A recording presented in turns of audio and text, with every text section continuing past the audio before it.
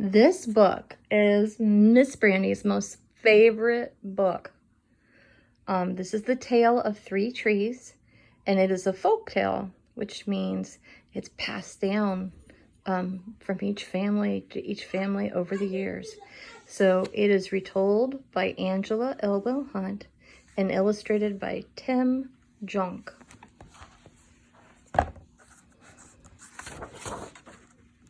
Okay, and here is our title page.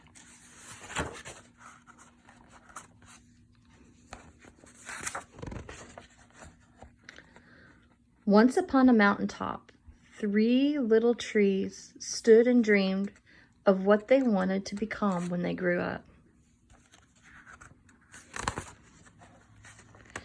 The first little tree looked up into the stars twinkling like diamonds above him.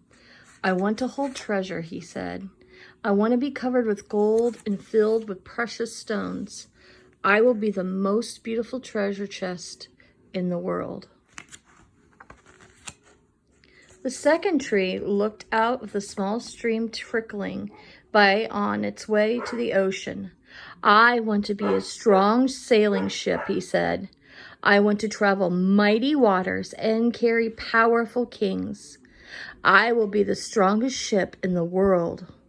The third little tree looked down in the valley below, where busy men and busy women worked in a busy town. "I don't want to leave this mountaintop at all," he said. "I want to grow so tall, when the people stop and look at me, they will raise their eyes to heaven and think of God. I want to be the tallest tree in the world." Years passed, the rains came, the sun shone, and little trees grew tall. One day, three woodcutters climbed the mountain. The first woodcutter looked at the first tree and said, "This tree is beautiful. It is perfect for me." With a swoop of his axe, the first tree fell. "Now I shall made it into a beautiful chest," thought the first tree. "I should hold wonderful treasure." The second woodcutter looked at the second tree and said, This tree is strong. It is perfect for me." With a swoop of his shining axe, the second tree fell. "Now I should sail mighty waters," thought the second tree. I shall be a strong ship fit for kings." The third tree felt her heart sink when the last woodcutter looked her way. She stood straight and tall and pointed bravely to heaven. But the woodcutter never even looked up. "Any kind of tree will do for me," he muttered.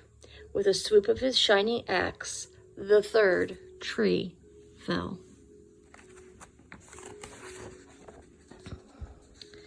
The first tree rejoiced when the woodcutter brought him to a carpenter's shop. But the busy carpenter was not thinking about treasure chests. Instead, his work-worn hands fashioned the tree into a feed box for animals. The once beautiful tree was not covered with gold or filled with treasure. He was coated with sawdust and filled with hay for hungry farm animals. The second tree smiled when the woodcutter took him to a shipyard, but no mighty sailing ships were being made that day. Instead, the one strong tree was hammered and sawed into a simple fishing boat. Too small and too weak to sail an ocean or even a river, he was taken to a little lake. Every day, he brought in loads of dead, smelly fish.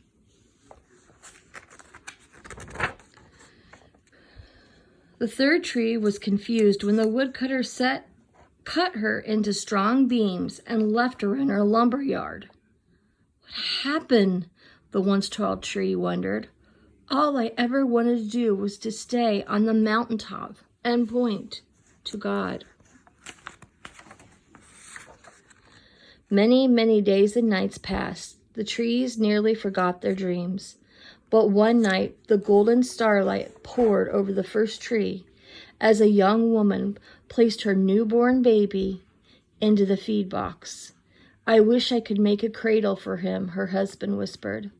The mother squeezed his hand and smiled as the starlight shone on the smooth and sturdy wood.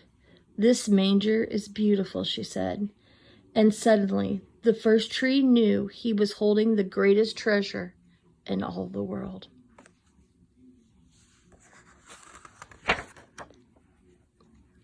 One evening, a tired traveler and his friends crowded into the old fishing boat.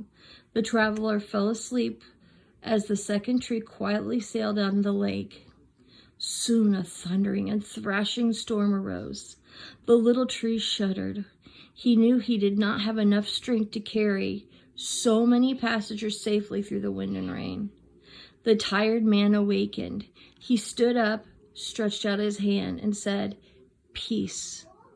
The storm stopped as quickly as it had begun, and suddenly the second tree knew he was carrying the King of heaven and earth.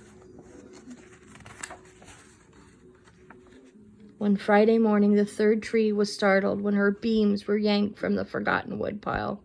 She flinched as she was carried through an angry, jeering crowd. She shuddered when soldiers nailed the man hands to her. She felt ugly and harsh and cruel. But on Sunday morning, when the sun arose and the earth trembled with joy beneath her, the third tree knew that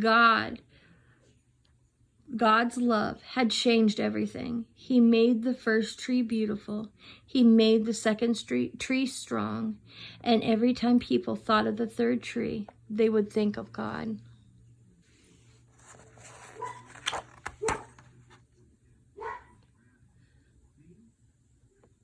That was better than being the tallest tree in the world. I hope you enjoyed this story as much as I do. I hope you're having a wonderful week.